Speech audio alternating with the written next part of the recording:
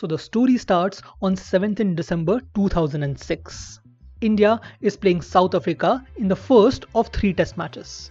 The ODI series between the two countries, held right before the test, ended in a complete whitewash of India. Hence, South Africa was hoping for an equally easy match. But things were about to go wrong. Very wrong. South Africa in its first inning were all out for 84 runs. On the back foot, they were desperately trying to claw back their way into the game when on day 3 of the test, a Sunday, a news article broke in the Sunday Times. Kallis had been photographed not singing the national anthem at the start of the match. Now it may not look like much nowadays, many players choose not to sing it.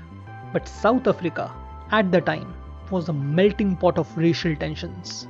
The Apartheid had ended in 1994, but the scars of those brutal laws still remained. Apartheid, if you don't know, were a series of laws passed in South Africa which discriminated against blacks and coloured people. They were not allowed to vote, marry, or even own property outside certain areas. When it had finally ended in 1994, Nelson Mandela had ordered the creation of a new national anthem, a combination of the old national anthem and a famous South African freedom struggle song.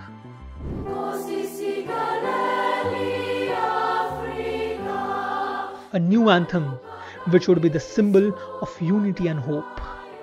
And Kallis had refused to sing that national anthem. People, as you may guess, were angry.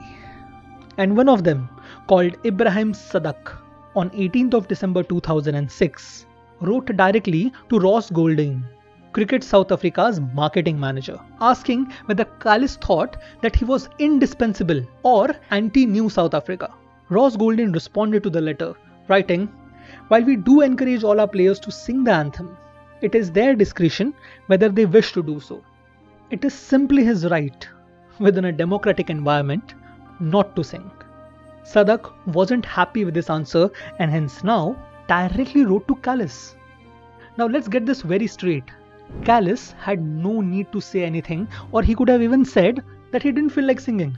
But maybe on the account of his patriotism getting questioned, or due to the frustration that they had just lost to India for the first time in a test on South African soil, Kallis wrote back, "It is my choice whether I sing or do not sing the anthem. I certainly do not have to explain my reasons to anyone, especially you. I do have good and valid personal reasons and I intend to keep it that way." That letter kicked the hornet's nest. The statement was received as an unwritten confirmation of public belief.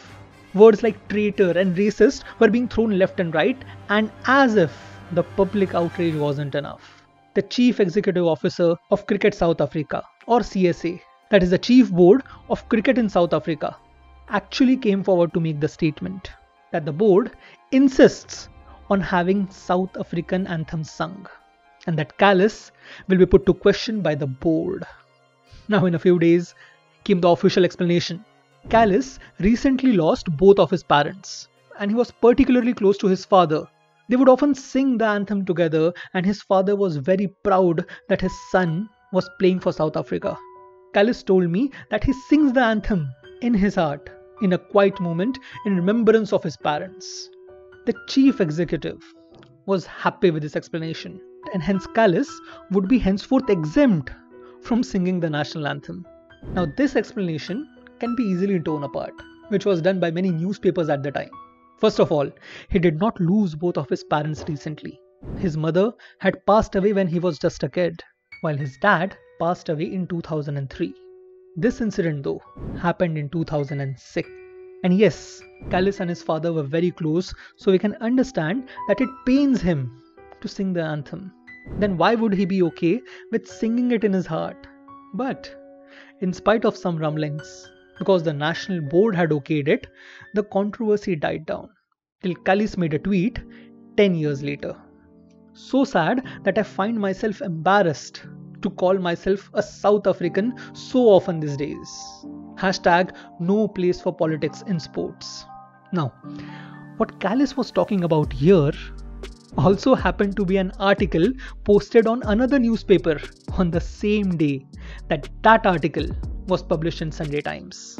This article was written by Nicky Boj, a white South African player who was actually supposed to play in that first test but couldn't due to the quota system in place. Now, South Africa, a country with more than 90% colored population, had sports teams which were mostly white. Hence, a quota system was introduced in 1996 to increase the involvement of the former. But those laws, which had started with the quota of one colored player, had become 5 in 2016 and were about to go to 7 out of 11 by 2022. But the problem was, even in 2016, most of the domestic circuits were still dominated by white players. That means most of the talent was just competing for those 5 places, while a majority of the colored population who had never gotten any support or training were put up for the remaining 5 places. As a result of this policy, talented white players started leaving South Africa, playing other countries, citing this as unfair treatment, while colored players felt that they were just filling the spot while bringing the team strength down. Kallis, after 2016, has been very vocal about the inadequacies of this quota system, asking for fair competition in team selections, at least at the national level.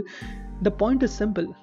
If you want to put a quota system in place, then at least make sure that you are putting enough training facilities on grassroots levels so that the colored players can actually fight on equal ground.